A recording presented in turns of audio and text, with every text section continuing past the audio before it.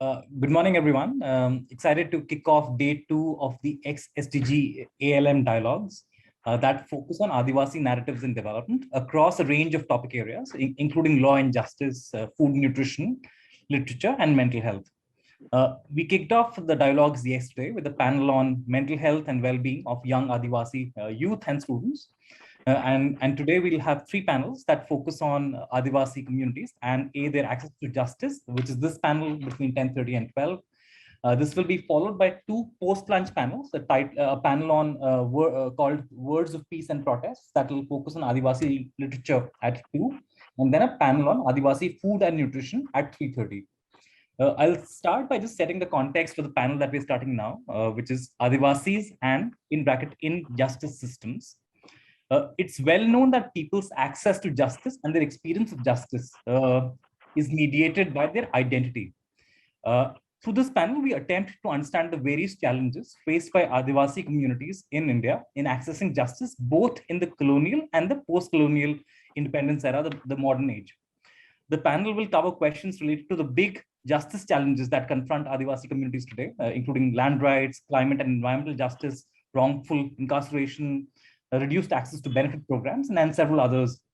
We'll also talk about how informal and formal justice systems in India support or prevent access to justice for these communities. Instruments such as the Forest Rights Act, PESA, and their role and their promise and their failures will also get covered. We've got a really good panel, which I'll introduce briefly. And we've also got a fantastic moderator in Mrinalini, who I will also introduce. We hope you enjoy this panel, but before that, let me just begin with the introductions of the panelists. First, we've got Mr. C.R. Bijoy. C.R. Bijoy is a prominent researcher and activist who has written extensively about the rights of Adivasi and indigenous communities in India, both from a research standpoint and also through his work engaging with these struggles. Thank you for joining, Bijoy. Next, we have Ms. Astha Saxena. Astha is a PhD scholar at Nalsar University at Hyderabad and has authored a book entitled Law in India, which is published by Routledge.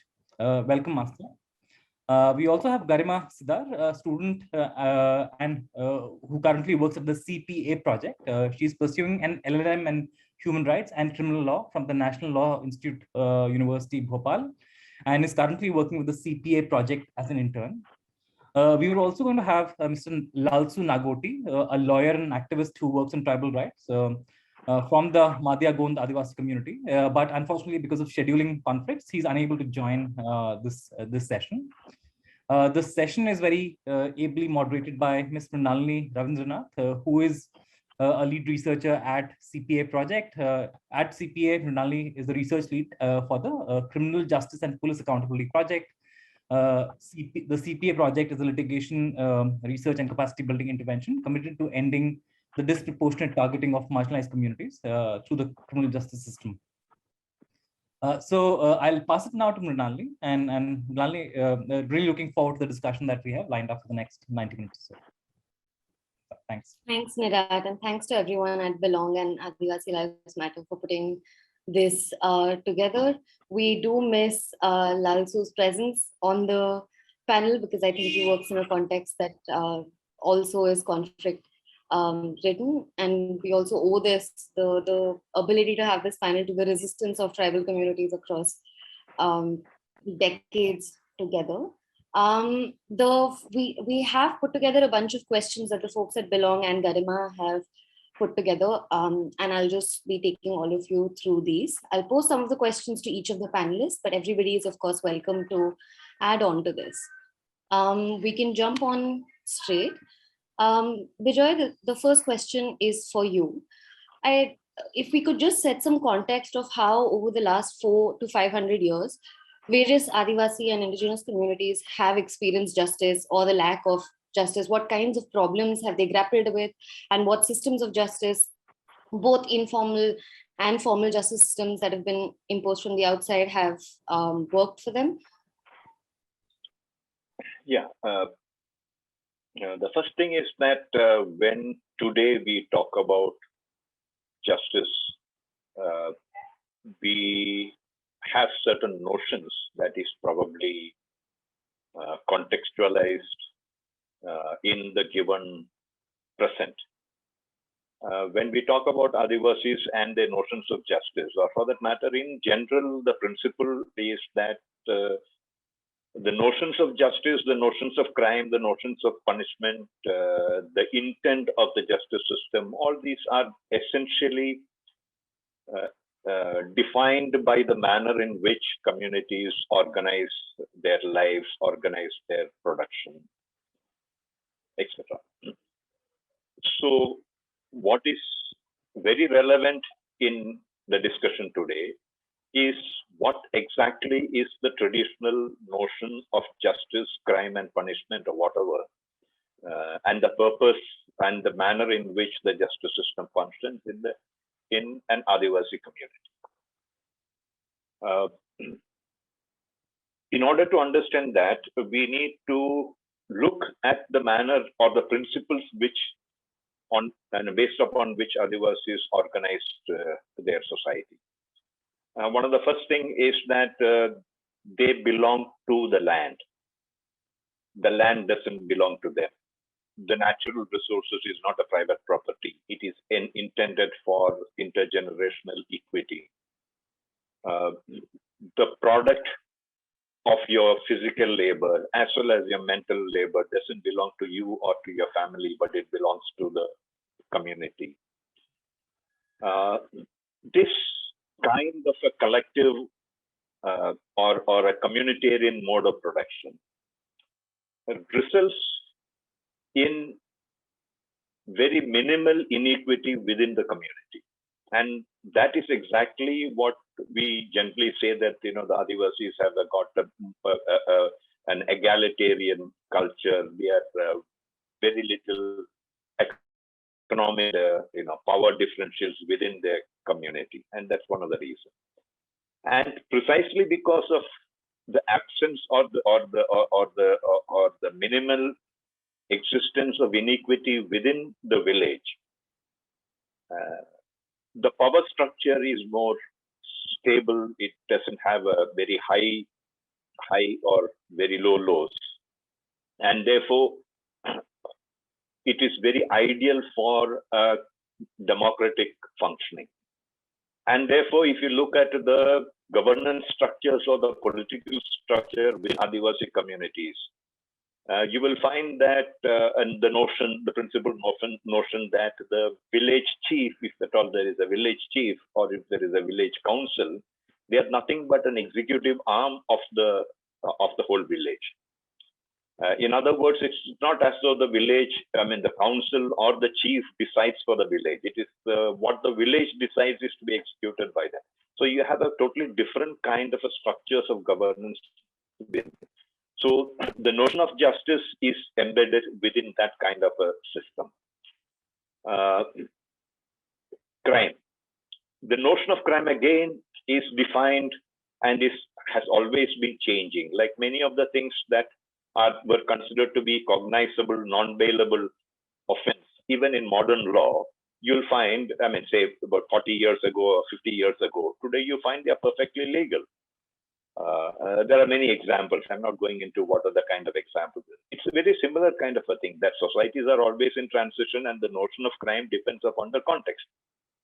Supposing, say, for instance, if there is, say, a drought condition, any activity that can intensify the drought at that particular moment of time would be considered as undesirable and therefore punishable. You see, so it's not as though that the absolutist notion of crime or punishment doesn't exist in an Adivasi society as it exists in the current modern frame. This is one point. The second thing is that what is considered to be a crime is understood as not something that emerges from the persona or the person. It is generally the principle is that there must be something wrong in a community, something weak in a community that has propelled and created some kind of a crime by some individual. And therefore, an examination of what that person did is not merely to punish the person and to rectify him, but also has a very strong content of trying to see what was the weakness in a community that has led or that has resulted in a person committing an act of crime. This is one. The next component is about punishment. The intent of punishment is more important than the actual punishment.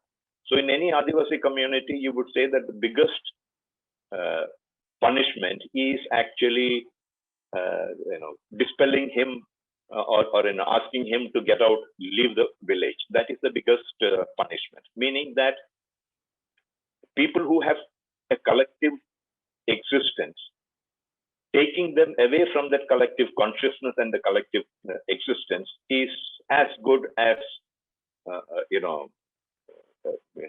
being non-existent in the real sense. So this is there's also one more factor, is that any decision that is being made on the whole question of any wrongs that has happened in a community, it is intended to be made on the basis of consensus, meaning it is always better to take a wrong decision than take the right decision and break the community. So therefore, there's always a thing that when consensus is not reached, you wait for a time when there is a consensus. So in other words, the whole justice system is focused towards improving, in uplifting in the community. This is one part. In the pre-colonial days, the Adivasi communities are generally not really part of the realm of the kings or the kingdoms.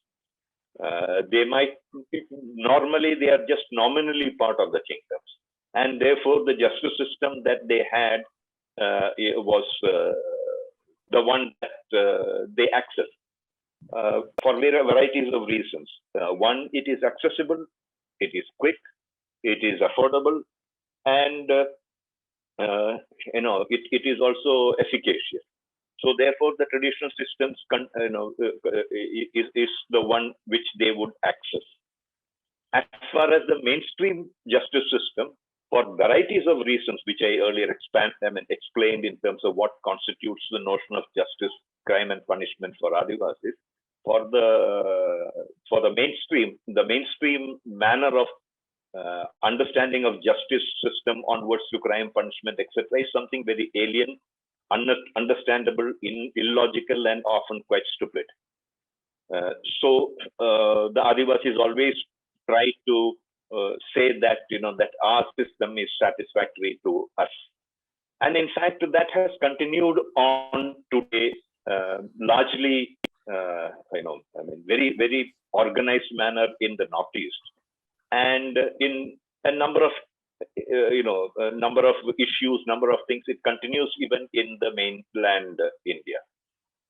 So this is so in other words, when you talk about Adivasis accessing the justice system pre-colonial period, they did not want to access that justice system. They preferred their own. The post-independence period, they still wanted to accept, they wanted to protect and continue their own justice system rather than the mainstream justice system, and that continues even today. So, Bijay and Astha, I just want to come. Can you then, what Bijay was talking about, how they did not want to access the colonial justice systems that were set up by the British? Would you comment maybe on how these justice systems were imposed on them? Maybe if there's an example or two that you would like to share. Are you asking me? Yeah. Oh, I'm sorry, I missed that. See, I think the process of imposition of a certain governance structure has to do a lot with legitimacy.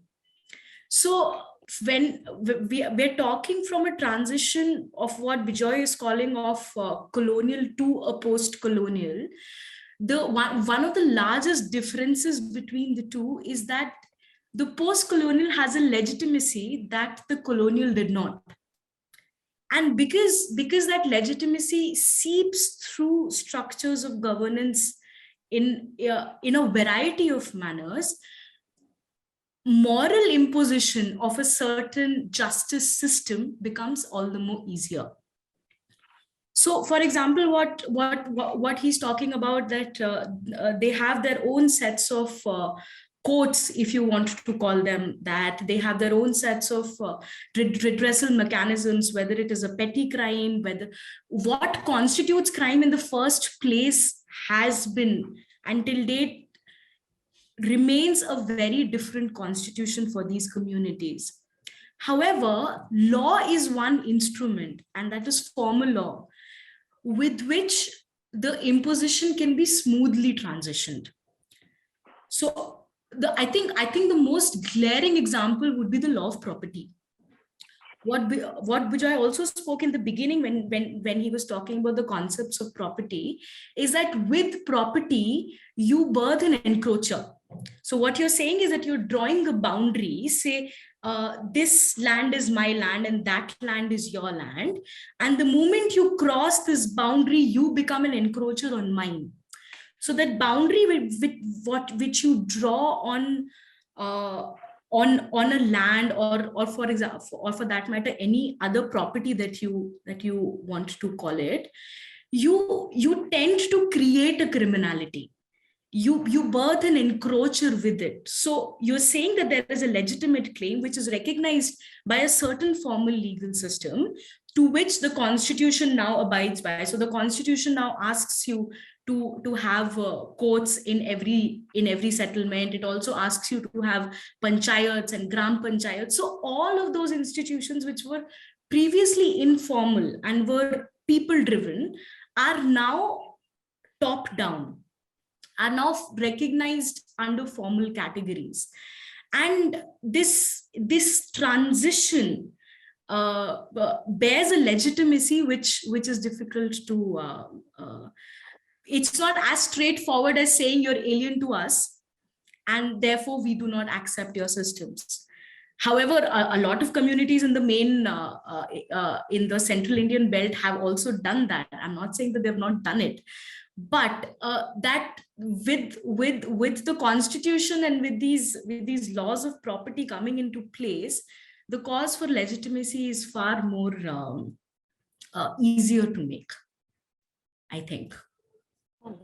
Since both of you have referred to the constitution as being one document, and there are certain things that have crossed over from the colonial justice system to where we are even today, I want to maybe spend a little bit of time talking about the process of constitution making and the law making that happened itself, and that it was an opportunity that we had to kind of shed some of the colonial laws that have governed us, given that we also were able to create 5th, 6th schedules area and the complexity and the kind of debates that happened around then.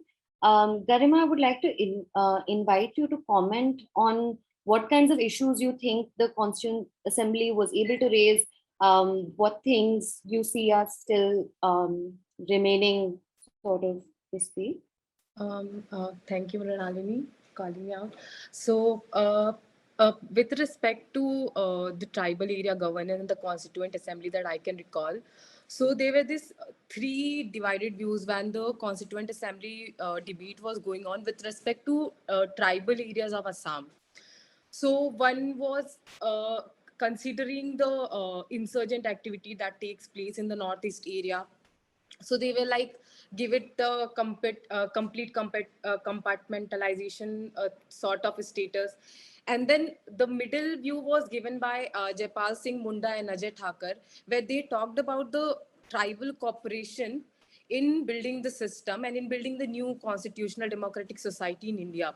So they chipped in and they suggested that there is already a customary process around governance that is built through Adivasi system or tribal system, which should be incorporated in the modern India also, the post-constitutional India also, because the cultural aspect and the distinctive practice that tribals have maintained for a long time should not be vanished altogether, and should have the self-governance system should have element of this cultural aspect as well as the governance aspects that they are practicing for a long time. So yeah, this 3 distinctive views was also given. On top of that, I would also like to comment about the point that was mentioned by Dr. B.R. Ambedkar So Dr. B.R. Ambedkar first made a distinction between the tribals in Assam and the tribals living in other areas. So he said that northeastern tribals or tribals in Assam, like, are they more aloof to their cultures and their identity, whereas some tribals are not that assertive when it comes to asserting that identity, maybe because of the kind of process or the kind of marginalization that they were going through. So he also, the very commendable remark that Dr. B.R. Ambedkar made during the Constituent Assembly was that given the course of time, when the system will develop and when it will come into functioning, there we will see one more factor, that is in the panchayat systems of villages, or how the governance system is working in villages, the dominant caste will gradually overpower the other caste group because of the existing capital that they already have. So Dr. Ambedkar was very particular about this specific problem that is going to emerge, that how we will mitigate this problem, or else how we can finish this problem, or how we can solve this problem when it arises, when the dominant caste with a more social and cultural capital will overpower the others. And even if they, let's say, even if we make reservation policies and we give a certain chance to people from disadvantaged tribal groups to take power in the governance system in the village level, then to the there would be chances that people who are getting elected through this post will be the direct like the direct person of the dominant caste, or it will be sort of tokenist representation. So these were the factors that was also taken into discussion while the Constituent Assembly debate was taking place.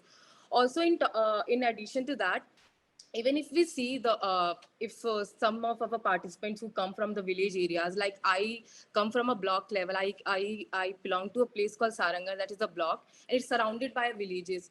So when we see the panchayat heads of villages, mostly all of them, most of them, not all of them, most of them are from the dominant caste group, and the kind of power or authority that they hold, the person who is from the margin caste or tribe, he or she is not able to hold that power or authority in the village. So this also is very important factor, and that was discussed way back then. Yeah. Thank you for that. I think it's significant to see guarantees that were tried to be made and that were made, that they've taken on a very different tone currently. And I think even the criminalization of Adivasis report that Astha was a part of, they've mentioned that this was also a tactic to kind of suppress tribal communities where they live. I also want to invite from either Bijoy or Astha on this questions of what you think the colonial frameworks that did exist, and what you think maybe was the reason for why we still continue to have the forest framework that we do, for example, and why that was not something that was reevaluated at the time of constitution making.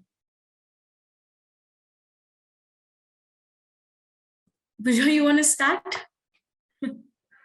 You're on mute.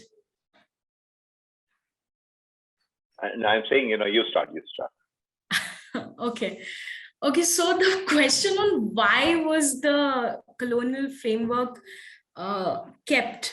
See, the reality is that the constitution has been perceived as what we can call a radical break from the past. A nation comes together, forms a document, has massive amounts of representations and consultations. However, even with that, it is unable to break away from the manner in which it understands law altogether. See, what the question of why we have kept colonial structures even till date is actually applicable for any and every law that we know. I mean, a lot. We are a legislation loving country. Upendra Bakshi, I think, calls it gross legislative product, LGLP. he likes to call it, because we love to make laws and legislations and formalizations of structures, and that method, or that perception that we need to make more laws, it comes from a very much colonial regime. We continued every law that was promulgated in the within our colonial regime, except, I mean, and gave one Article 13 in the Constitution saying that anything that infringes the fundamental rights of the citizens will not be taken forward, and for good reasons.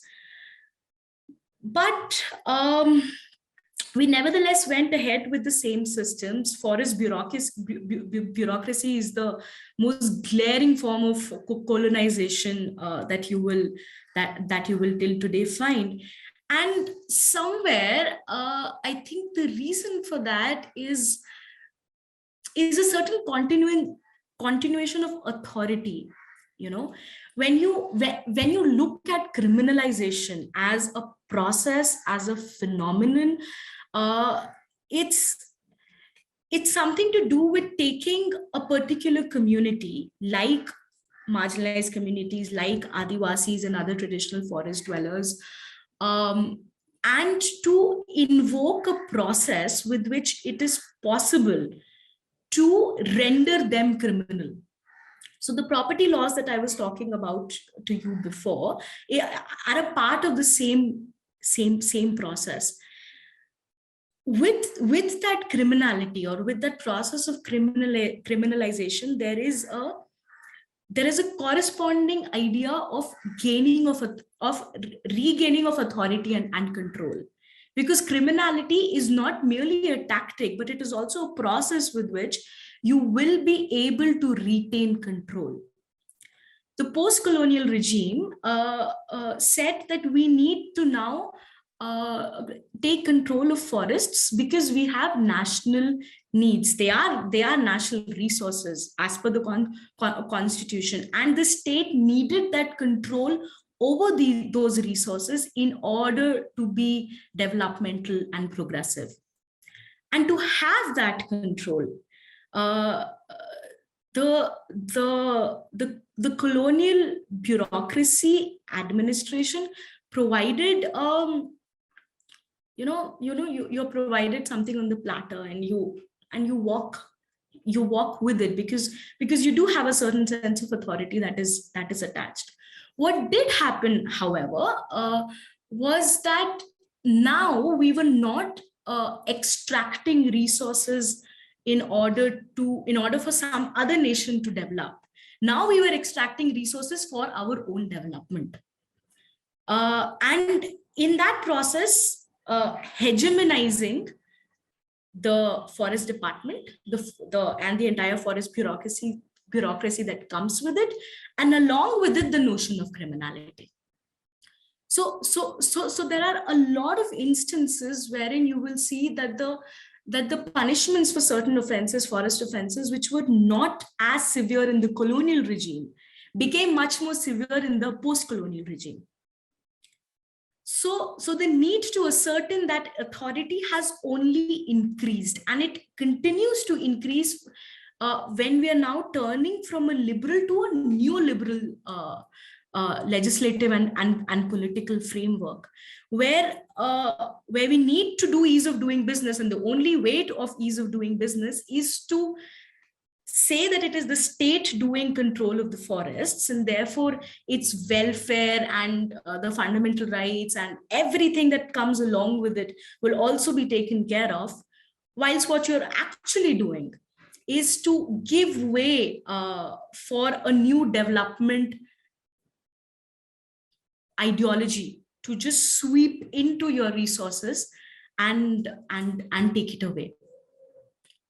So I think the why is a lot more complicated. I don't know if I can just summarize it for you, but I think the why has only increased. The amount of authority, the amount of control that we have over our forests, and now for timber, then we started distinguishing between timber and non-timber forest produce, and that distinction became all the more important. We said that we would leave out the minor forest produce for the traditional forest dwellers, but we then took out regimes to regulate, for example, the Tendu Patta production. The COVID pandemic gave us a free hand to regulate it as much as we wanted to.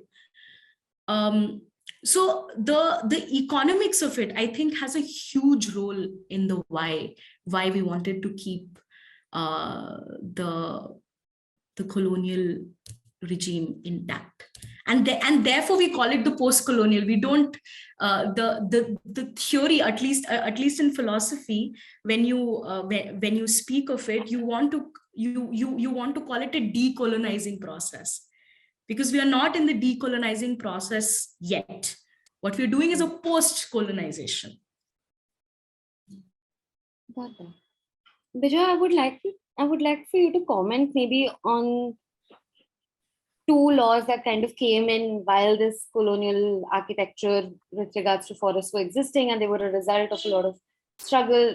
One was the PACE Act, the Panchayat Extension to Scheduled Areas Act in 1996, which came about 60 years after the latest iteration of the IFA, 60, 70 years, and then the FRA, Recognition of Forest Rights Act, that came in 2006, almost 80 years after the IFA kind of has continued to exist.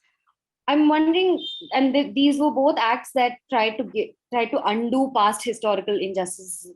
This is something that's also mentioned in the preamble, and it was an attempt to kind of grant greater control over land and resource rights for Adivasi and traditional forest dwelling communities.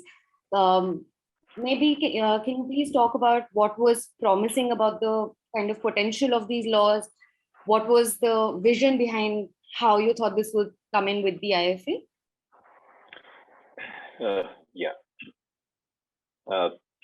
To connect with what Asta was saying, when we look at the colonial regime, it is not as though the colonial regime had a gamut of laws which can simply bulldoze and take everything at one go. Okay, it's been gradual depending upon the pros and cons, etc. So if you look at that, this is also connected to PESA and FRA. So if you look at the history during that particular period, one is pre-colonial. The Adivasi territories or homelands were only a nominal part of the realm of kingdom, which I mentioned earlier. The colonial period, incursions into the tribal regions, particularly in search of timber, started moving in, and then you have a whole era of conflicts. Some of these conflicts continue for generations, starting off from, say, somewhere around the mid 1700s, even much before the forest legislations commenced. And these resulted in a number of things. Like, for example, you have the Central Indian region was declared as a non-regulated region through the Regulation 13 of 1833, I guess. Then you had which means basically that our laws are not, we are not going to apply to that central region. You'll largely be free from our laws. Then you had the Wilkinson rules in 1837 in the Chaibasa region, which is still a contested kind of a thing in Korhan, where people still continue to say that the Wilkinson rules is still applicable, which literally provided a legal frame for people to be independent of the colonial regime.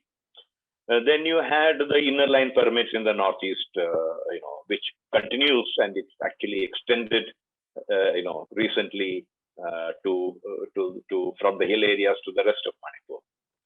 Then you had the Scheduled District Act of 1874. Then you have the Government of India Act 1935, which basically started saying that at least in the Central Indian region, the Governor General in Council will extend a law to be, with or without modification, to be applicable, and which still is continued to be argued. Like, for example, as late as now, the Bhagats, part of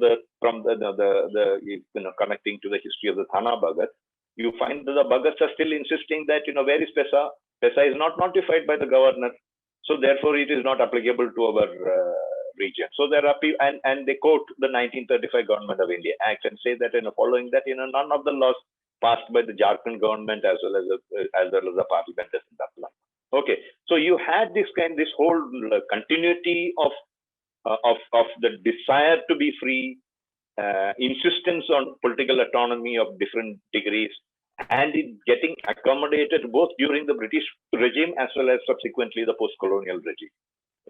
Be it the 6th schedule, be it the 5th schedule, be it the PESA, FRA, or you have the autonomous district councils through the state legislations in Assam, Manipur, and Jammu as well, Jammu Kashmir. So all these things shows that there is a tradition of people wanting to be free and autonomous, which is missing in the mainstream, which is very significant. And it is very logical, because the mainstream never knew what freedom was all about, because they never had a free life. Either you are enslavers or the enslaved. As simple as that. Whereas these communities were never enslaved. And whenever they were confronted, they kept on retreating into the interior of the jungle. It is, one needs, and in the post-colonial period, that's the first legislation which actually recognizes the authority of the village, autonomous authority of the Gram Sabha is PESA. Okay, and this is not a legislation which was created by the mainstream or by the elite or by the legal experts. It was basically framed out, and if you actually look at it, it's essentially trying to codify the framework of governance in any Adivasi communities anywhere in the country. Okay, it has the elements of that, but of course in a very minimalistic way, because that was a time when you couldn't really push for a full-fledged kind of a thing. But then that constituted the basis for Forest Rights Act, and the framework of PESA was elaborated in detail in the Forest Rights Act. And the interesting thing is that neither PESA nor Forest Rights Act is yet internalized by the mainstream, even by the courts. The court simply don't understand, for the simple reason that the mainstream is yet unable to think beyond the feudal colonial framework. Despite the fact that at some point in history, that is in exactly March 2010, the central government drafted 3 sets of major constitutional amendment, essentially saying that let's India adopt the Adivasi framework or the tribal framework of a combination of 6th schedule and the 5th schedule. Now, how many people know about it? Is there a single article or a paper or anybody talking about it? Absolutely no. And the reason why it is still not, after more than 10 years, still people are not able to, they're just simply not able to understand.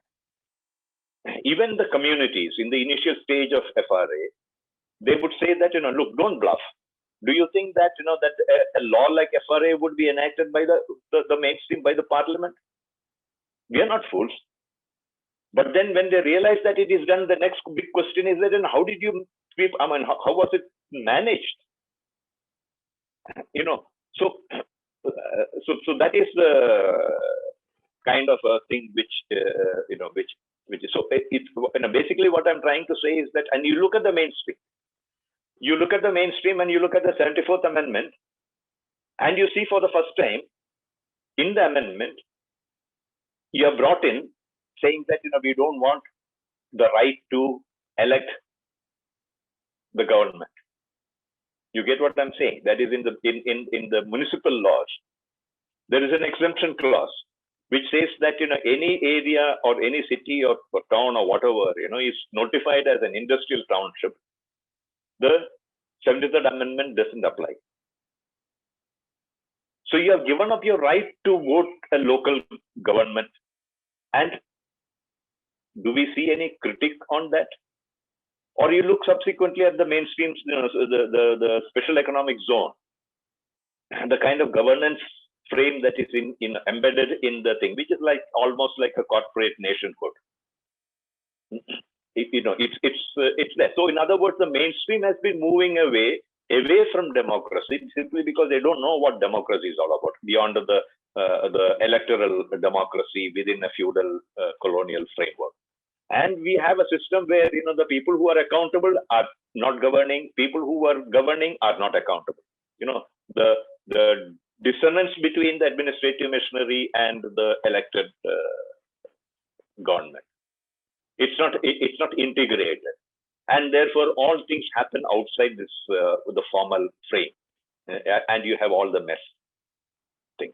But whereas if you look at in contrast, what the Adivasi struggles indicate is very clearly that we desire a political governance system based upon participatory democracy, where and a non-hierarchical kind of structures. And so that is the kind of thing which is very significant, and it is a kind of a language or a signal or a message that the Adivasis, through the history of struggles, right from the colonial period, has been consistently saying up to date. So we need to see that the total incompatibility of the forest legislations with the Forest Rights Act. And what we see today emerging is a renewed, affirmation of the colonial law in order to ensure that the Forest Rights Act is decimated. If you were talking about PESA is not functional in any of the 10 states. It cannot be functional because an autonomous village cannot be, stuck at the bottom of a largely, emaciated, disempowered Panchayat Raj structure. And the Panchayats, which is an appendage to the bureaucracy or the departments, which is a contradiction to the 73rd Amendment, which talks about transfer of 29 subjects, which when it came to the state, the colonial and the feudal mindset or that frame, took it over and reconstructed the 73rd Amendment in its own image of continuing a feudal colonial framework, to which an autonomous Gram Sabha, it is an oxymoron, so it cannot function. There are other legal infirmities of non-compliance of other laws, rules still not notified in the largest tribal belt, which has got the biggest, simply because it's got the biggest mineral wealth. That is Orissa, Jharkhand, Chhattisgarh, and Madhya Pradesh. One would have thought that, logically, one would have thought this is the place where PESA would have, shot forward very rapidly. Shot forward meaning in implementation. And that's where it's completely, not able to take off. It just simply, and even if the rules are notified, it simply is not workable because it conflicts with the Panchayat Raj structure. Where a Panchayat Raj structure itself is not autonomous, and that's why PESA formulated and it said that that you follow the pattern of the 6th schedule, which nobody has even worked out even a rough frame other than what is there in the Buria Committee report.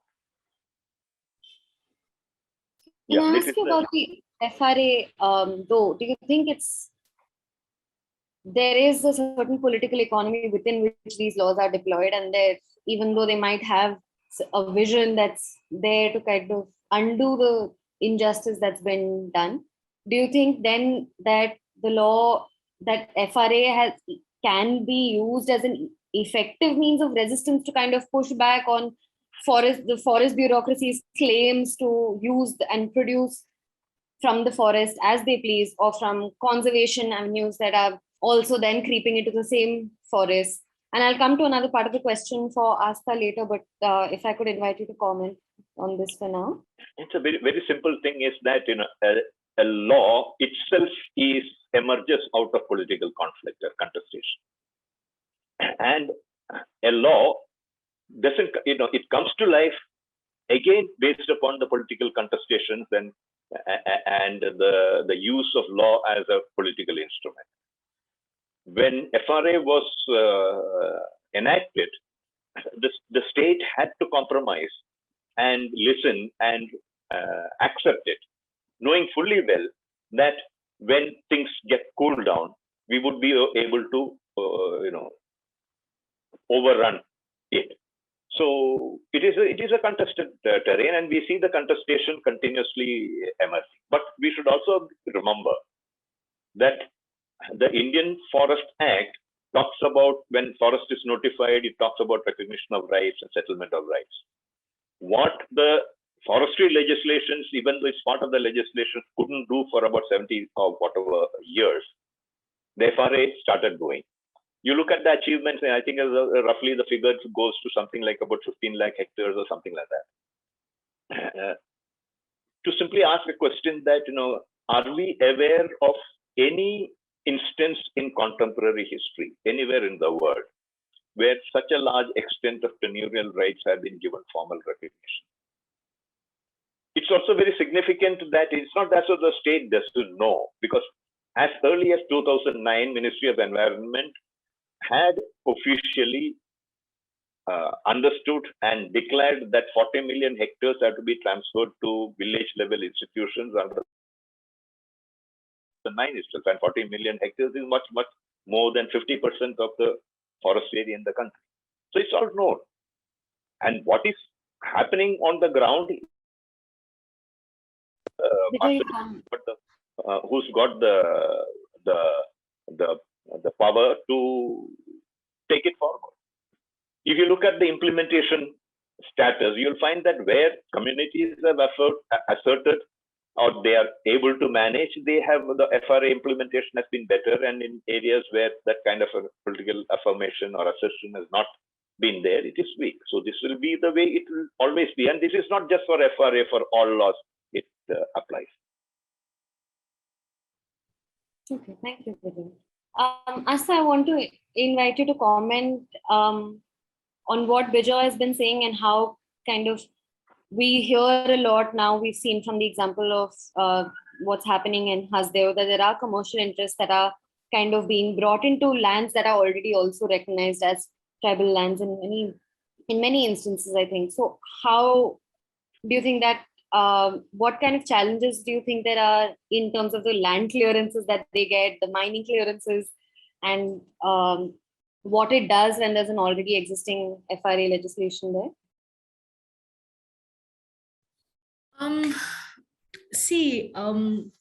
The first thing I think that we need to understand when we want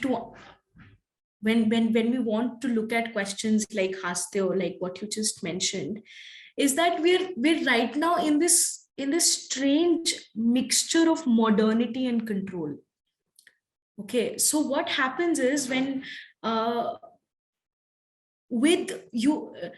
with a perception of modernity, wherein your ideas of development, your ideas of change and paradigm shifts is changing as a nation. As a nation, what you believe should be done with your resources, there is a control that is coming along with it, right? There's a capital that is inflected in certain interests in order to progress them. So, and in that process, you're producing criminals, and the process of criminalization. So, the Compensatory Afforestation Act, for example, has this abundant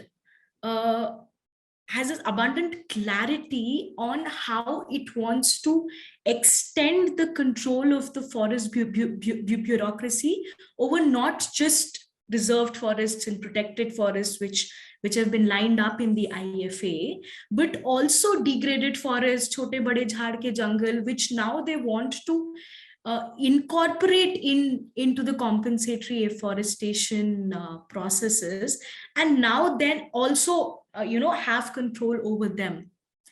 So we are right now in a space where we are defining and redefining our forests in a manner in which control of the state and state agencies is intricately linked to it. We also defined forests in the Forest Rights Act, and we gave it a very, very expansive definition. But the intent and the political economy, like what you were talking about, of the Forest Rights Act and the definition of forest that comes along with it is very different. We call them forest dwelling communities, we call them tribals, Adivasis, other traditional forest dwellers, and all of this politics of terminology is indicating towards a certain process. When we are saying these are forest lands and therefore they cannot be hindered, what we mean is that forest communities are the one who are autonomous entities on these lands.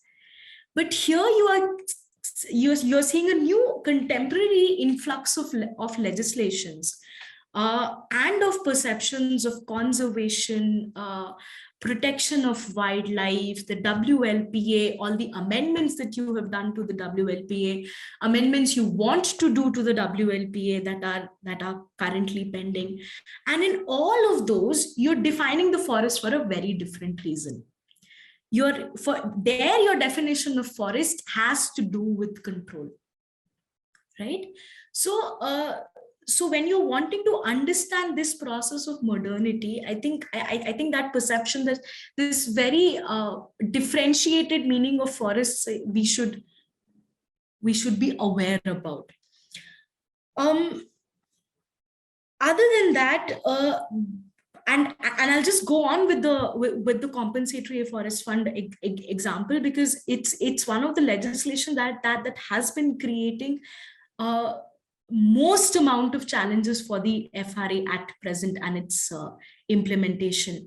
We have reports coming in from Bihar, from Madhya Pradesh, from Odisha, wherein lands on which individual forest titles have been given have been recognized by law, by the legal process. Even on those lands, the forest department comes in and says, no, you have to start planting saplings.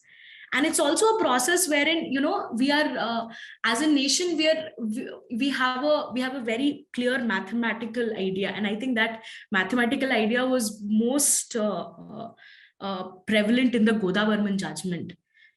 You are taking away forests, you're deforesting. Oh my God, you have to do it correct because we need development.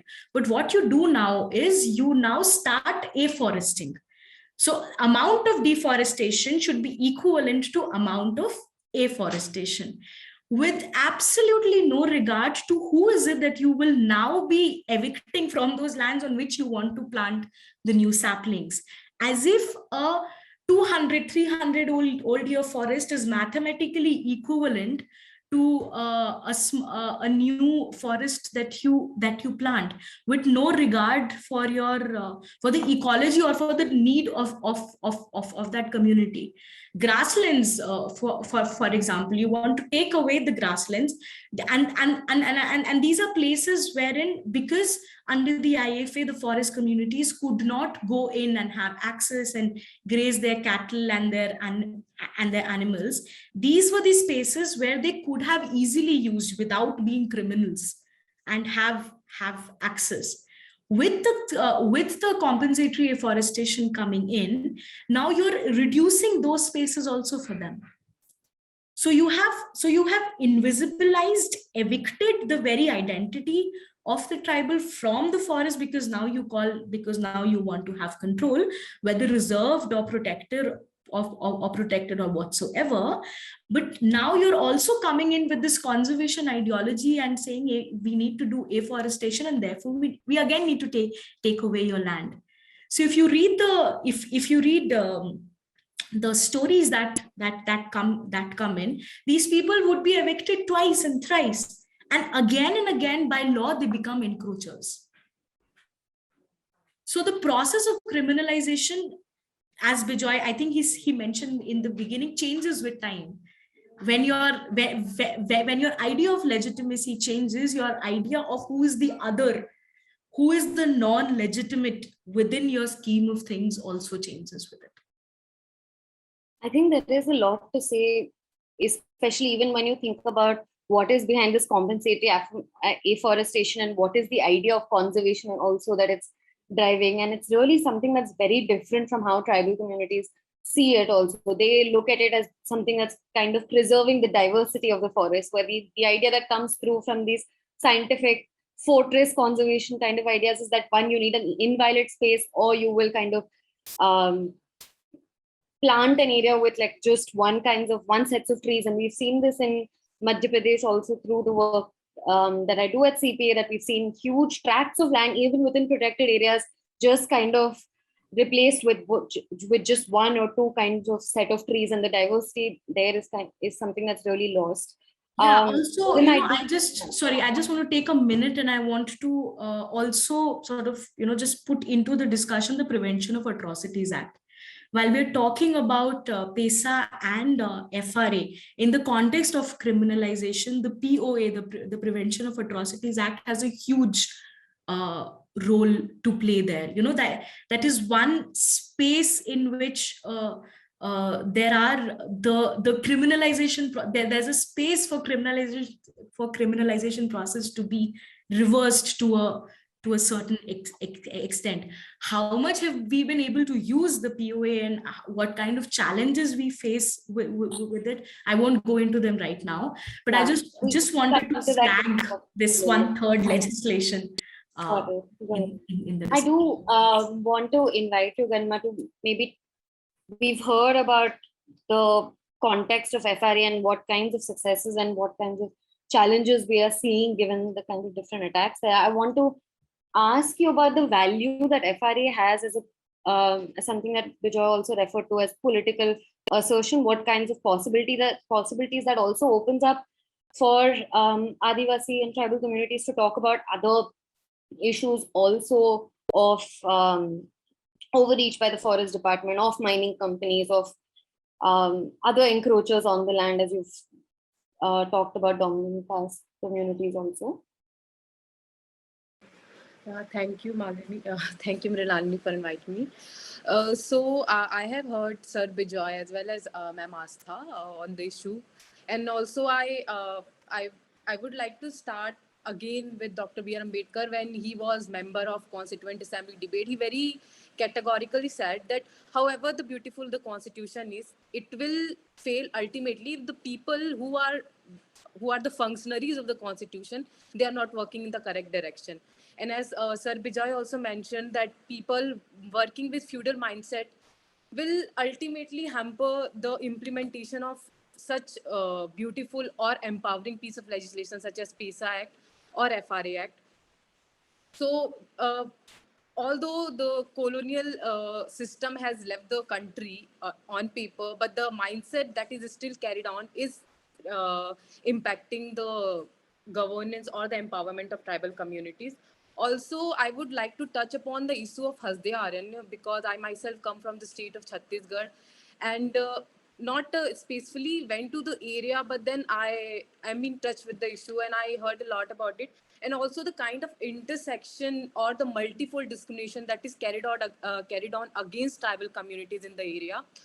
So way back in 2013, the environmental minister released a report through the environment panel, and it said that the area is a completely no-go area, tagging the different biodiversity, the rich biodiversity and the different flora and fauna that is found in the area, in the Hasdeo Aranya forest area. And also it happens to be the longest strenuous forest area of the central Chhattisgarh. It connects so many districts that are part of Chhattisgarh. So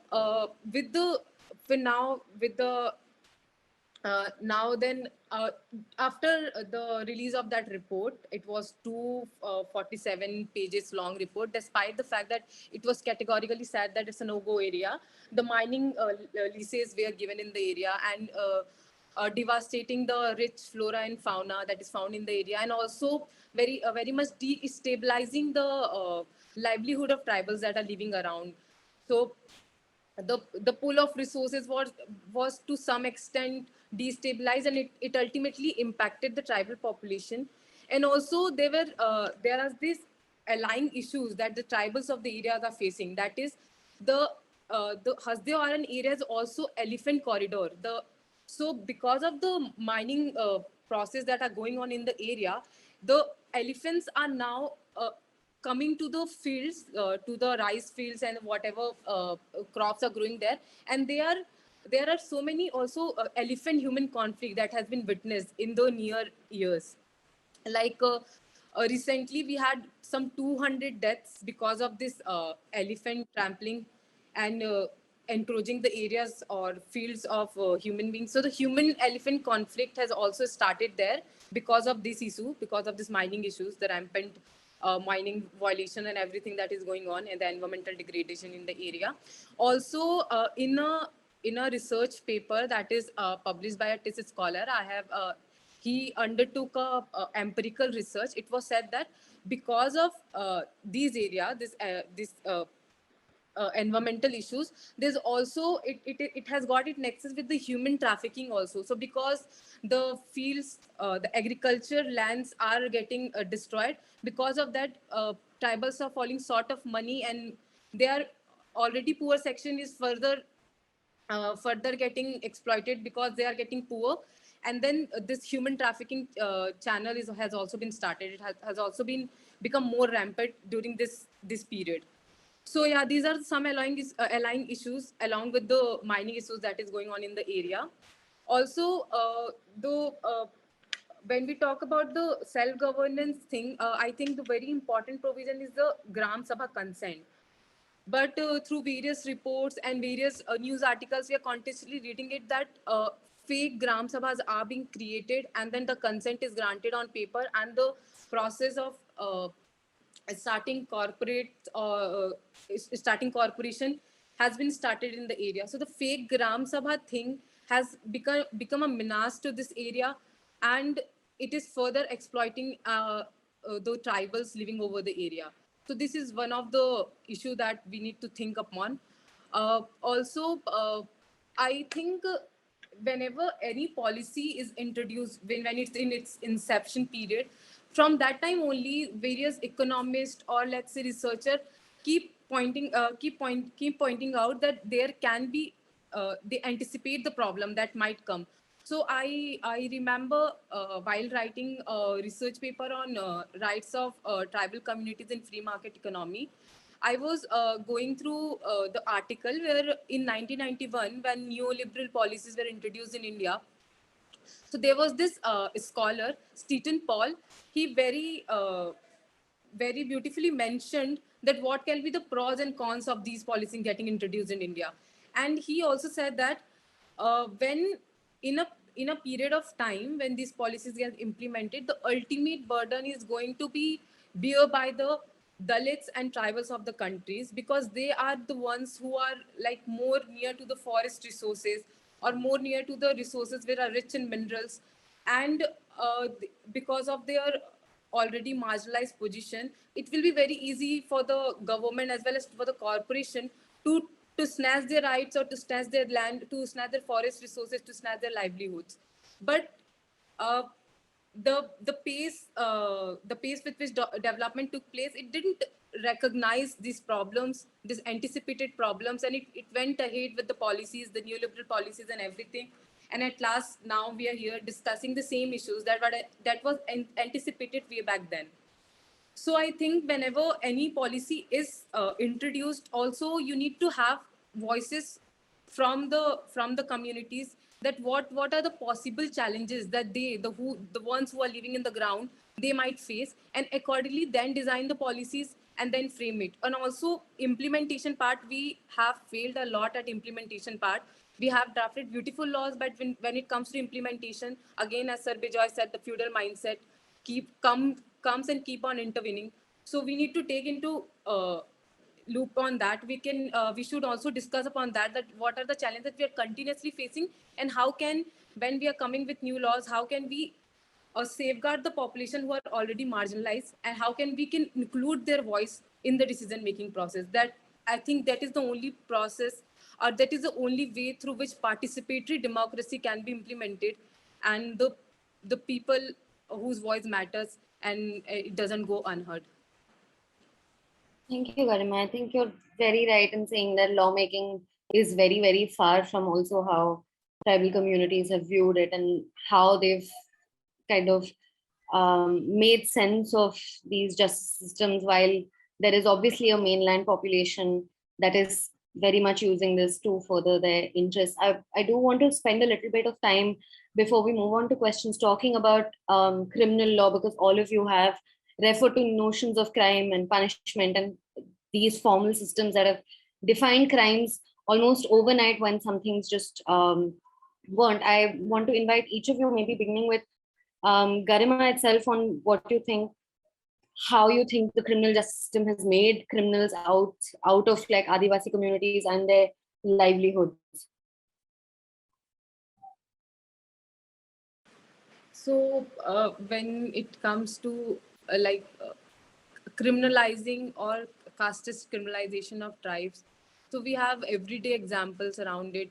And also when we see that how in colonial period they use this legislation, Criminal Tribes Act, to particularly target the nomadic tribes and to basically confine them, or to categorize them as criminals by the very genetic combination they have.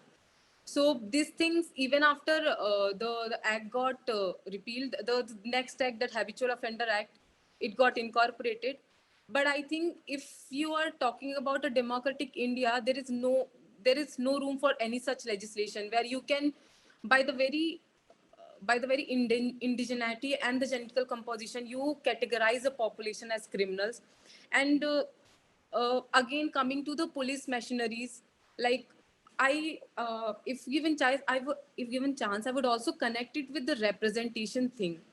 So when we read about the representation thing, the representation from STSs and OBCs in the police sector, or let's say even when we talk about women police section, the representation is very less when it comes to the marginalized communities.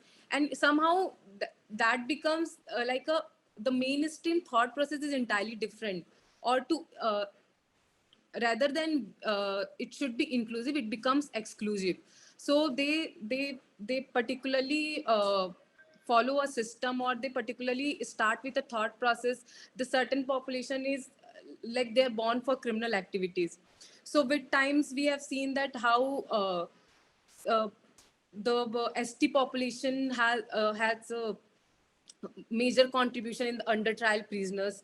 Like in one report, it has been said that 34% of under trial prisoners are from scheduled tribe communities. Or also, this is very ironical to see that NCRB doesn't maintain records of denotified tribal communities. Or so these are the things that we can see that it still has the colonial color, and also the same, they are working with the feudal mindset. So I think representation is one big issue behind like the criminality of marginalized population. Also, the laws are designed in a way that it ultimately targets the population who are already at margin, and gives safeguards the people who are at power. So yeah, this has been the observation. Also, I would like to talk about the recent research that we are doing in CPA, the Wildlife Protection Act, and how it disparately targets the marginalized community. So also there's this cycle which is going on uh, where most of the time the offense is not that grave, but they are lying in prison without any trial. And also to take a bail from the courts, they take money from money lenders, and ultimately falling into the system of debt cycle. So every time when we see the issue of tribals, there's a lot of aligning issues that is coming on.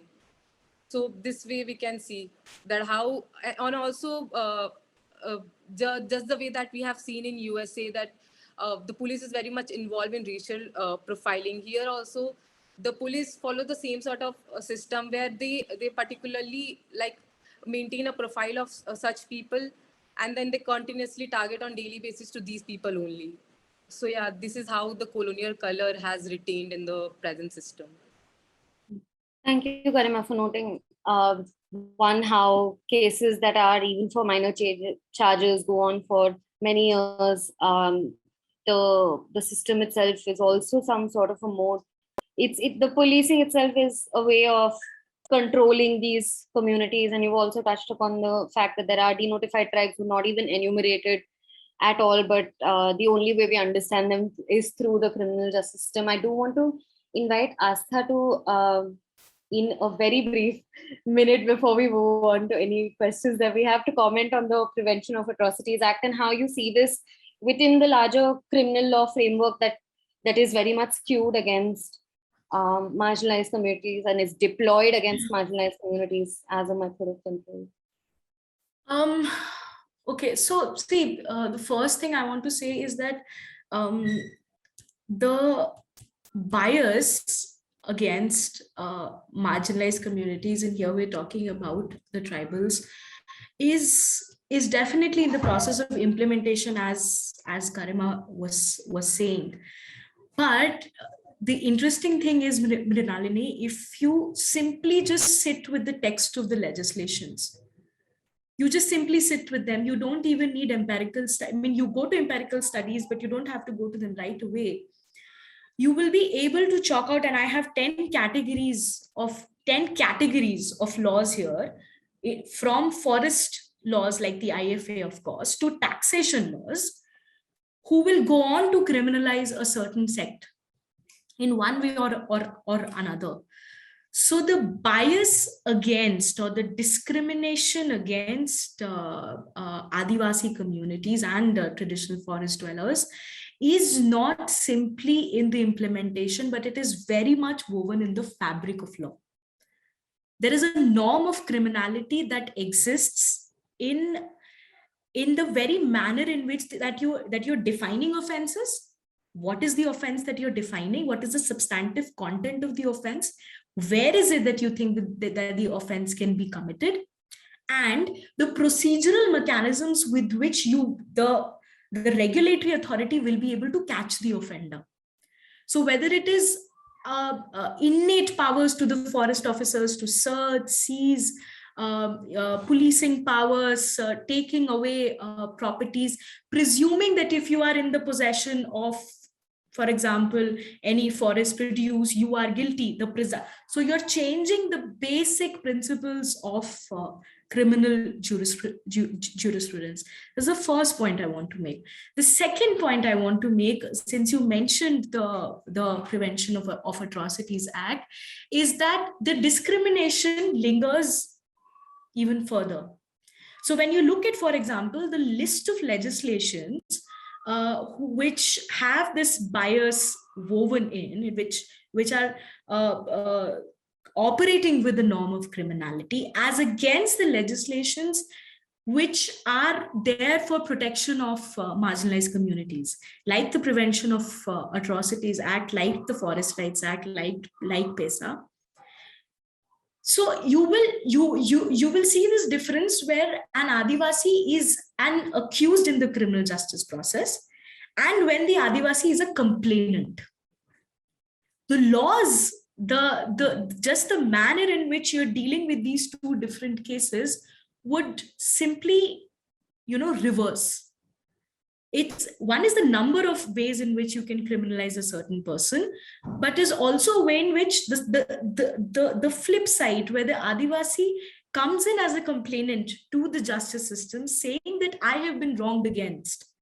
My property has been taken, and that's an atrocity against me. Under FRA, under the POA, I have been beaten up by this person for a wrong cause. My property has been seized. When the Adivasi goes in that capacity to the justice system, its treatment, the justice system's treatment of that person is completely changed. And I think there is where the discrimination is so stark that you have to be blind to not be able to see it, or you see it and you just don't care. And since you asked me to be precise, I will just stop here. Thank you for that. I just want to take some time also for questions, if there are any for the panelists. I don't think we've had any on the chat box itself. But if somebody wants to either raise their hand or unmute, I can stop for a few minutes. Just a second, I can see you. One hand. Yeah.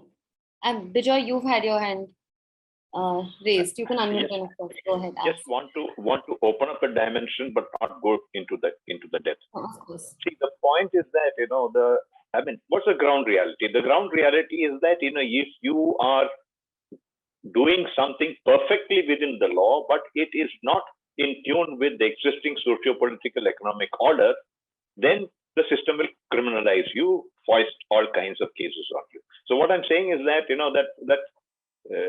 being a criminal is not to be understood merely in terms of whether you have violated a law, whether the law is just or not. It's a different kind of a thing. So it doesn't really matter. It doesn't really matter that what do you call? You might. A perfectly legal. The fundamental thing is that irrespective of who you are, whether you are an Adivasi or a non-Adivasi or whoever it is, if you go against the existing dominant hegemony, the dominant interest, then you are a criminal. You are an anti-national. You are a Maoist. This is the thing, and this is very much so. And in fact, in a very intensive and extreme manner, this framework is manifest in the Adivasi region than in any other when you compare with the thing. So this also we need to tag on when you talk about the criminalization. Yeah. No, definitely. The making of the entire criminalization process is also to serve a larger interest, and it always maybe sometimes is followed by displacement. It's followed by again being termed as an encroacher or relocation multiple times, as Astha has also brought up. It opens you up to more precarity, as Garima has also referred to. I will wait for questions to come in. Please raise your hands or put your question in the chat box if you'd like me to read it out. But in the meantime, I'd like to go back to questions on the chat box, Mrinalini, if you don't mind. I've put a couple of questions there. Are there? Oh yeah, okay. I see a question from Nirad. Okay, so Nirad asks, there is a fair bit of momentum around online dispute resolution these days because courts are bogged down for a long period. Do you think that this kind of system is something that's relevant in the question of access to justice for Adivasi and tribal communities? If you do think that, then what kinds of disputes do you see this as being capable of resolving? Anybody can go on to take this question.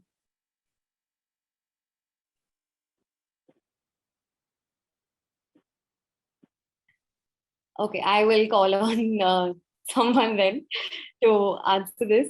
Astha, maybe? I don't know if I'm the right person to answer a question on online dispute resolution. I really don't have a lot of knowledge of it. However, I will say that we are talking about self-governance. We have been crying about it literally, and we continue to do so.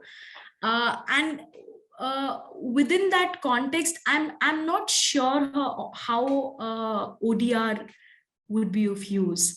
See, from my limited experience that I have, the Adivasi communities in a lot of contexts have been extremely adaptive in terms of just accepting the new technology that has come to them, especially in the pandemic, because they cannot have conversations otherwise, and just quickly picking it up and using it because they really need to use it.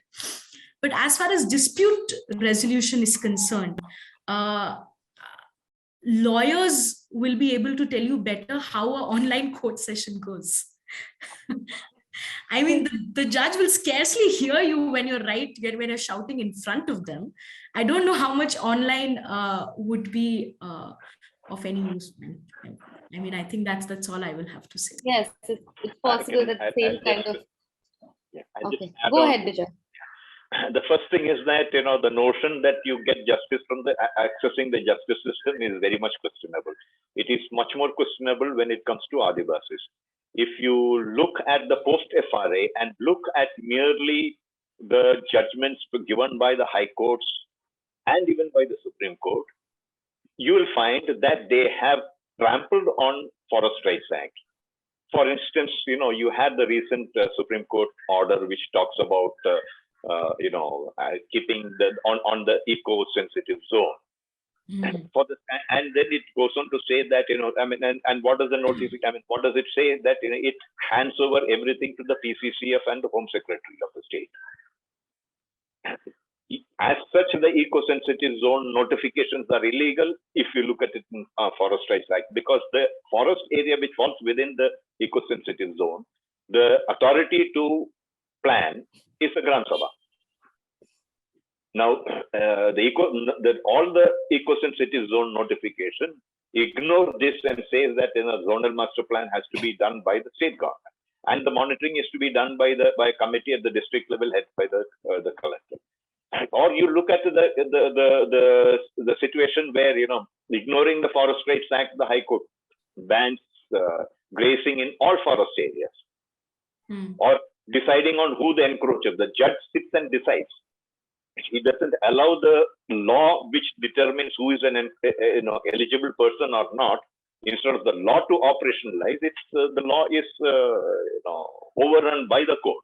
So you see, you are not going to that is one part of the thing. The second thing is that the notion that the justice system is possible only through, justice is possible only through the justice system. It is not so. Justice or the courts are the last option. In fact, the most undesirable option as far as communities are concerned, particularly so of Adivasis. There are all other kinds of mechanisms, institutional mechanisms within the community, even external to the community. You have the administrative structure, you have the political structures, and all kinds of things are there. So, which also should be seen as part of the justice system beyond the legal, formal legal thing. And in fact, in modern jurisprudence, the notion of communitizing justice system is very much on board. It's being seriously discussed at the international level, to say that, how do you go create a justice system beyond the lawyers and the law and the courts?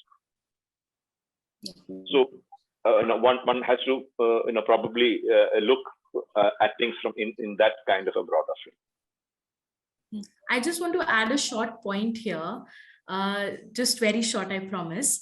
We're talking about access to justice, right? One part of accessibility to justice is not being able to physically or online access justice systems. But I think the more problematic part is to just fight that perception of that justice system itself.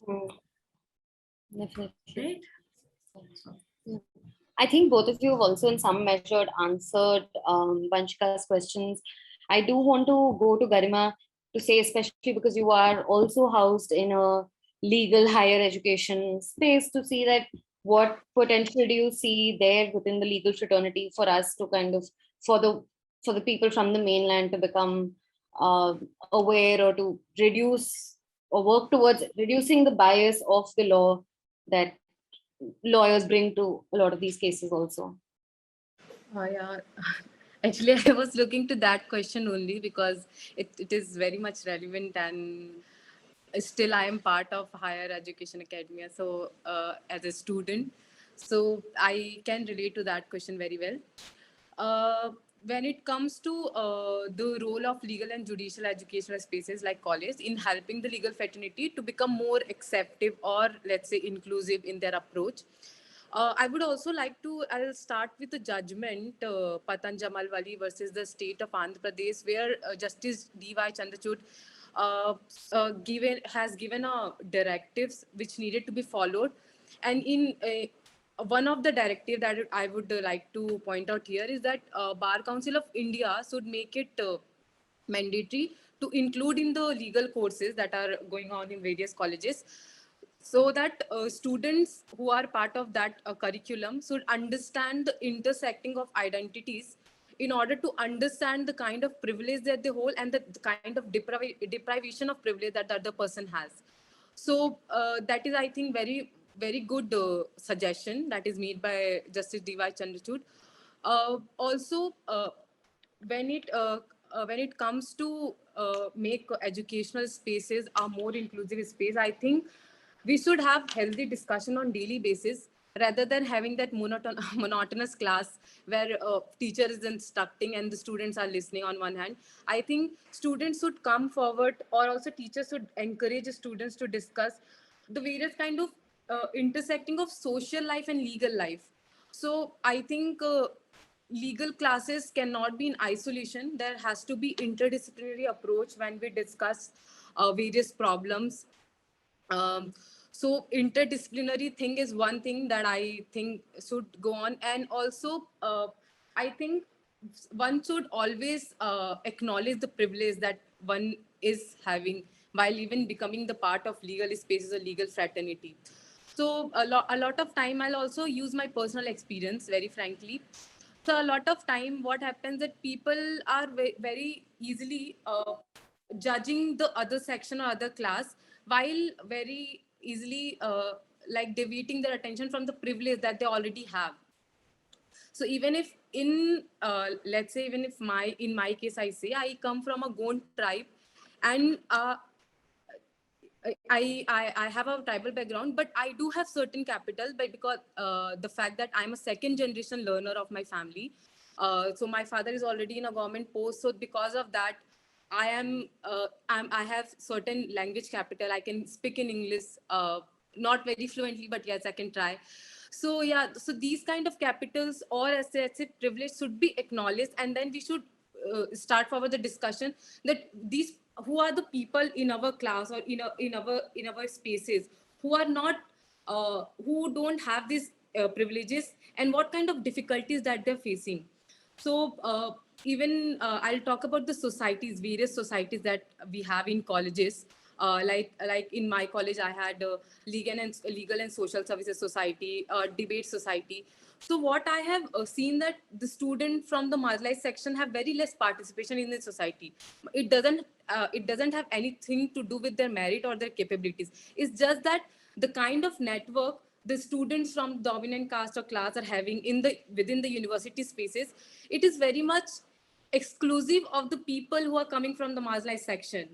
And some of the times they're not able to portray their thoughts or what is going on in their mind, because sometimes in our appearances, we are just because of our appearances, we are just because of our looks, because of the language, we are not, sometimes we are forming sentence inside our brain, and then we are not able to articulate it in the way that other person with capital or privilege is able to articulate. So yeah, first step should be acknowledging the privilege, and then starting the discussion, more and more reflective classes, and more intersection of legal and social realities in the class while discussing case laws and anything, judgment and anything. This could be the three spaces which can make a space more inclusive, and it will eventually grow for the other section or for the marginalized section as well. Thank you, Garima, for touching on discrimination, which has just kind of been the rule, not the exceptions. Once there have been tribal communities that have kind of come into the mainstream formal system of education, of the job market, of even within like modern forms of how we understand private property. I do want to ask if you want to further extrapolate to other challenges that you would tag and that you think that there is a need to resist against, and also what then role, as Mukundan asks, that civil societies or movements that also include non-tribal communities can kind of help exert pressure on this. Am I supposed to answer this question? Yeah. The second one, you're asking about the question that is forwarded by Mukundan.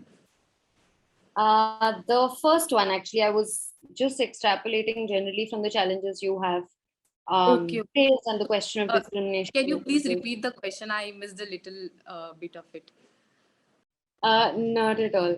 I was asking if, because you've touched on the question of discrimination of communities whenever they've kind of been folded within the mainstream education or job market narrative, and when they've been a part of it, and also what Mukundan says, that when there is a movement around Adivasi resistance that's happening either for forest resources or even within like formal job or education sectors, how do you think there is, what kind of role do you think non-tribal communities can help in exerting pressure on this?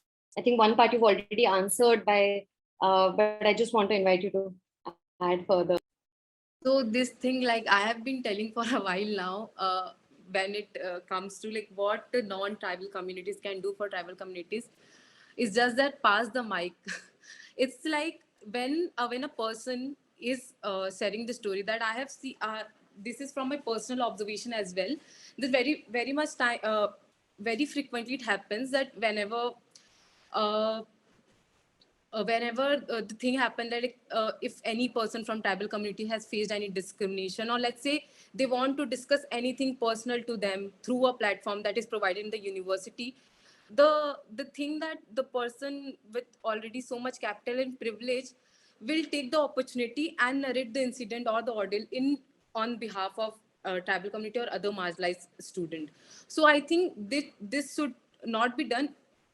On the other hand, the person who himself or herself has faced the issue should be given the mic, and then you help the person. If you think that as a non-tribal person you also echo with the sentiments, you help the person narrating this story, but just don't take the mic and take the front sheet that that the person himself or herself deserves. That is one thing. Also, I think back channelization of resources may be one way in which we can be more inclusive, or the discrimination can be stopped to a certain extent. I think training programs that are mentorship programs that are started in the college or at university levels can play a significant role. And also there are people from the non-tribal communities who are very much helpful in nature, and they want to help the people from the community, but just they are not aware of the steps that should be taken in the direction that can rightly address the problem of tribal communities. So I think both the way participation and both the way discussions and then passing on the mic can be one possible solution, and also the back channelization of resources and the training program and mentorship program can be one way in which non-tribal communities can also uh, uh, do something, or let's say provide a safer space and more inclusive space to marginalized community students. Thank you, Garima, for that. I just wanted to ask Nidat, do you think we can take some more time for the questions that have come in the chat, or Yeah, absolutely. We have a break now. The next panel is at 2, so please feel free to extend if everyone is willing. Then we can extend for 5 or 10 more minutes for sure. Great. What do the panelists think? Is that okay? Do you think we can stay on till 12:15 then? Okay. Great. There are 2 questions that have come in from Aditi and Azam. I will just read out the question first. Under the dominant structure of laws in society, we see, how do we legally navigate the contestations of laws where rights are recognized under one law, FRA, as we discussed, and they're criminalized through the instrument of the WLPA. And also now we see that the recent forest conservation rules are aimed at cornering FRA. She also says, also the scaling up of criminalization and punishment by the capital-led developmental conservation, and how international colonial policies are still deciding this post-colonial states' laws. Bijoy, would you like to take this? It's just not only the forest laws. All laws are subject to the same kind of process. So just to tie up with what Garima was mentioning about non-tribal, and how do you look at the tribal problematic? Starting off, say, for instance, how the non-tribal should be doing. understanding is that it's not the non-tribal helping tribal. That is very paternalistic and very undignified. I would say that, that the non-tribal recognizes that the structures of oppression that the Adivasis face is a same structure, and so therefore it is a common cause that they should work together with. And in working, by putting it very simply, it's the same exploitative, discriminatory structure. In one instance, it is on Adivasis. In another, it is about the scheduled caste. It can be on all kinds of manner. It doesn't. Going beyond caste to the class. All this are the reality. So the understanding is that the moment you need to identify that this is the larger structural issue, and that the exploited of the structure of this hegemonic structure it's a common fight. So that is the framework with which one needs to look at how the joining of forces to combat the structure. It is not a structure exclusively for against an Adivasi. It's not like that. It is a larger structure. The laws and contestations within law is also to be placed within that. That when a liberative law like Forest Rights Act come in, the colonial structure will hit back. Okay, whether the Wildlife Protection Act, like for example, with under Forest Rights Act, the question that, for instance, I would be asking a question that, what are the powers that the Forest Department has under Wildlife Protection Act, which ought to have been transferred to the Gram Sabha? Because now the Gram Sabha is the forest officers. See, so there are all these kind of contradictions. So this conflict within the structure will manifest in the law, where you will find the law, the courts rewrite the law. The older law will try to trample upon the newer law if the conflict as part of the conflict of. So all these things get manifested in the thing. That is one thing. That simple reality is that society don't run on law. Let's be very clear about it. It runs on a totally different kind of dynamics and understanding. The law is only a kind of an enabling provision, provided the structures allow you to use the law that seems to provide. There are bad laws and good laws. Okay, even on the good laws, it all depends upon how the structure will respond to it. So it is much more a larger question than that is of a legal question. If the dynamics of the forest struggle moves, like for example, if you have a very strong move and another big wave of a forest movement, something like the Patalgadi kind of a thing, is coming up, you will definitely see the dominant structure and the state and the political parties responding to say, okay, we want to sue peace, and therefore we will oblige by making new laws or making changes as you wish, etc., which we will try to subvert, subsequently. So this is the kind of a thing which will be there. So there is, so this contestation is a reality, and it will always be a reality. It's not like that you have a counter strategy, and once and for all the counter strategy is deployed and finished, everything will be okay. It doesn't.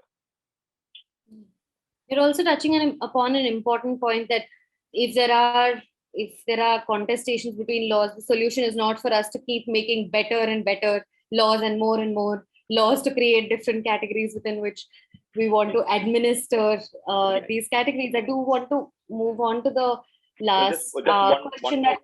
One more point which we have not really focused on is that it's just not sufficient to have a good law. Law with a good intention. What is also required is to have an institutional mechanism which is appropriate. Like for example, you have, to give you an example, you look at the eco-sensitive zone. The guidelines of 2011, it's very sensible and very good.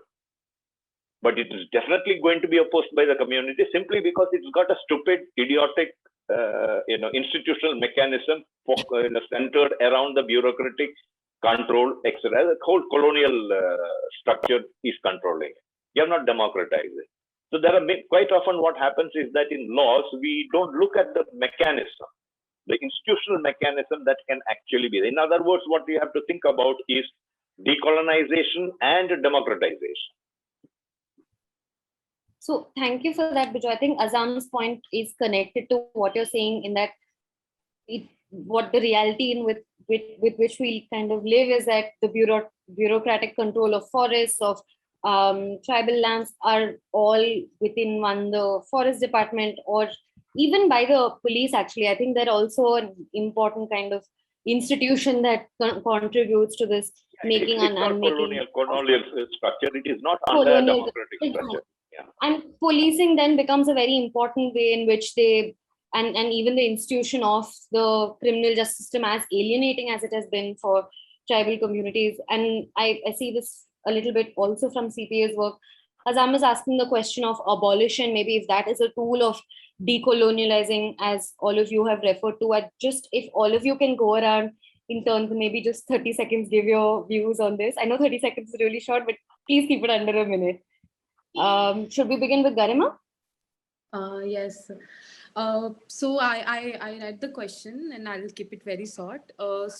Coming to the entire crux of the question, that is that the power of or the capacity of people to change in a changed condition. So we have very good example here in through CPA project that there was this child who was charged with theft provisions, and then he was denied bail once, but then when again approached for bail, the person living next door to the child's home, the neighbor, he was a social worker, and then he came and he assured that I'll take care of the child, I'll take care of his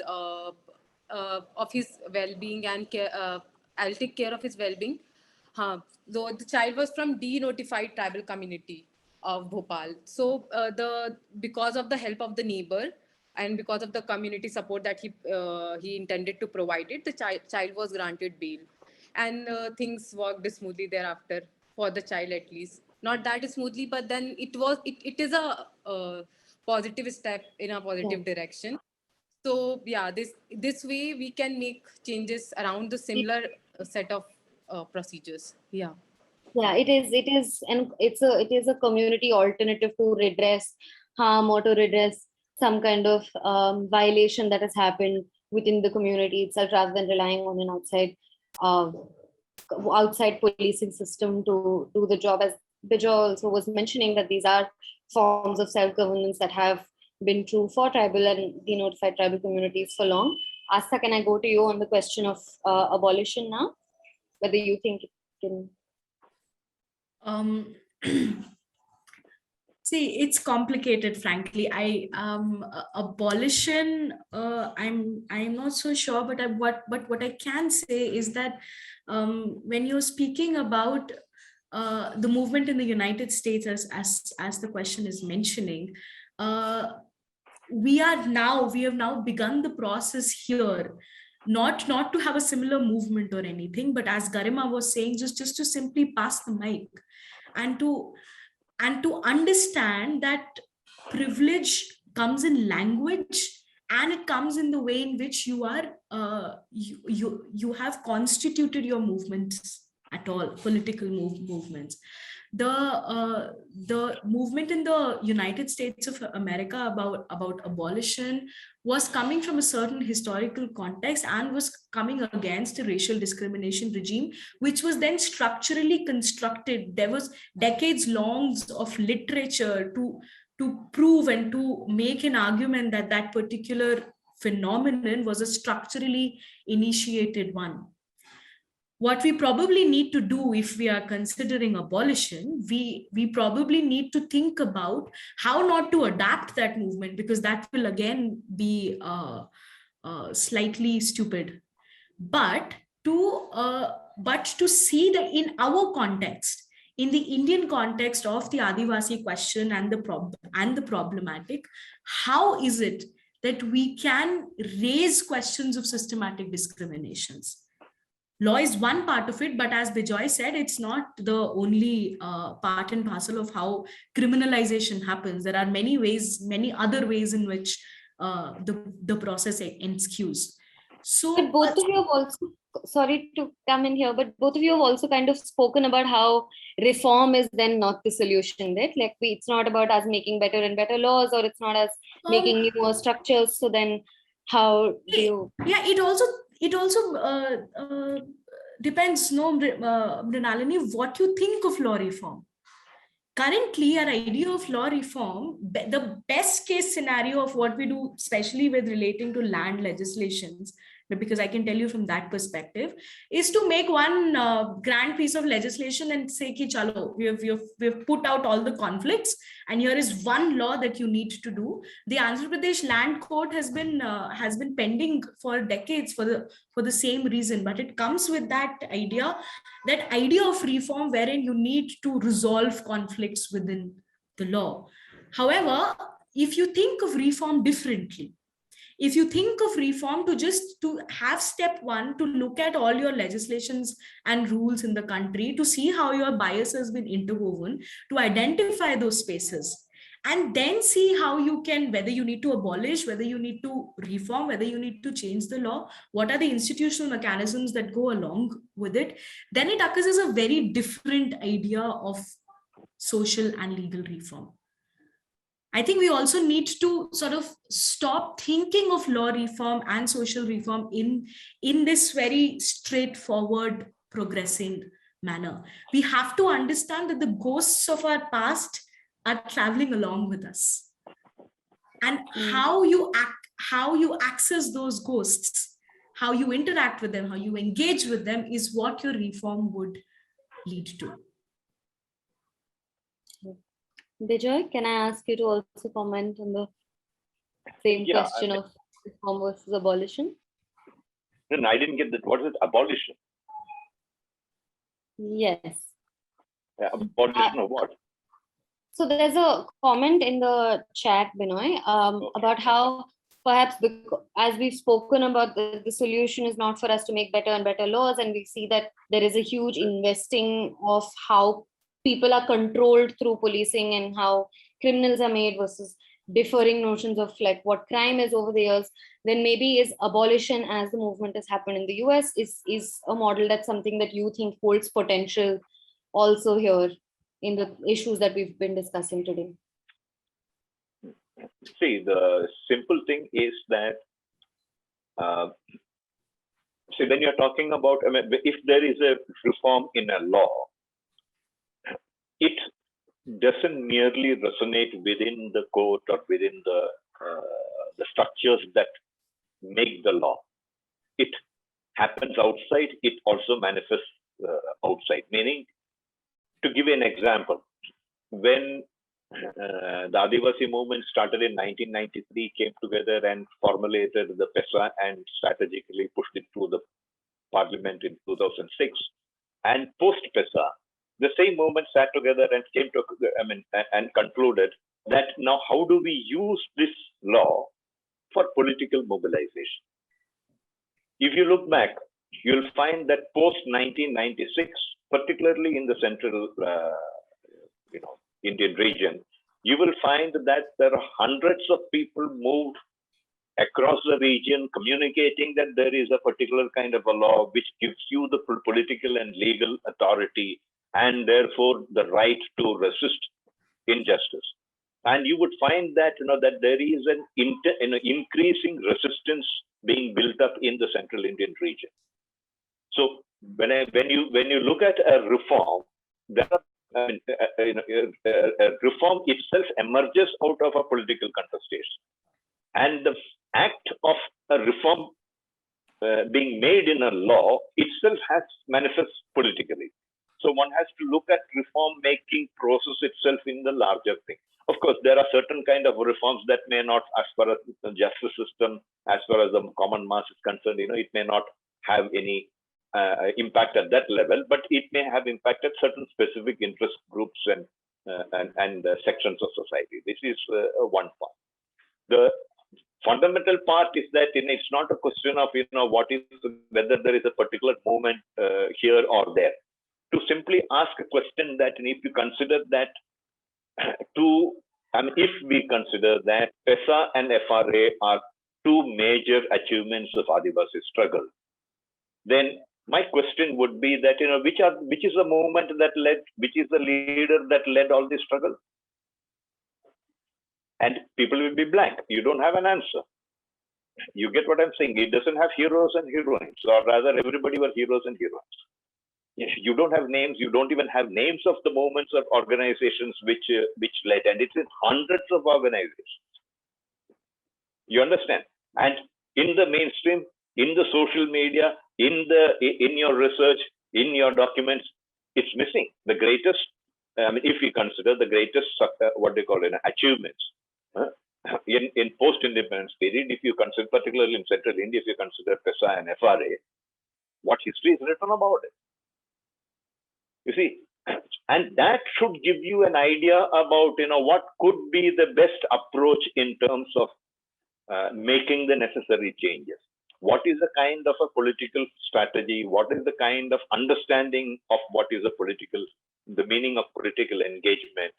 How do you negotiate the whole process to your advantage, to your leveraging your strength and building up on your strength, and to get the state to literally crawl momentarily, to say that whatever you say, we accept.